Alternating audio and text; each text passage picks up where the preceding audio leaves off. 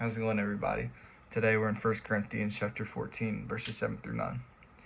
Even lifeless instruments that produce sounds, whether flute or harp, if they don't make a distinction in their notes, how will what is played on the flute or harp be recognized?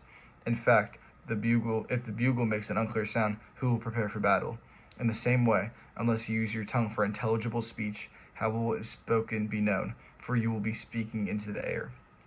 This passage is telling us in verse 7, even lifeless instruments that produce sounds, if there are no distinction in the notes, how will what is played be recognized? And it follows up with, in the same way, unless you use your tongue for intelligible speech about the Lord, telling people about God, how will what is spoken be known?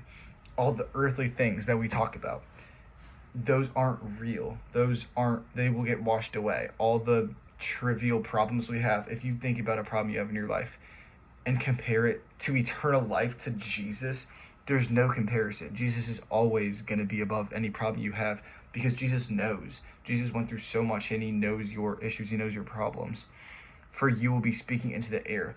All the earthly things that we're saying, they go out and they just float into the air. They're nothing. But when we're spreading the word, when we're evangelizing, when we're digging deep for God, that's when we build a foundation with the people that are important to us through Jesus Christ, because those things stay. Those things are important and they stay. And spreading the word is so important because if you don't, your words will just be spoken and fly into the air. They'll be wiped clean. In verse 8, in fact, if it makes an unclear sound, who will prepare for battle?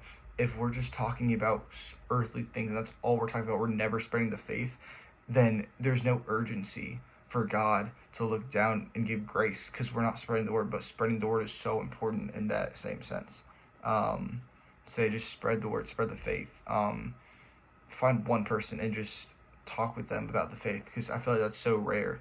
No one does it. And just being uncomfortable with those kinds of situations is super important.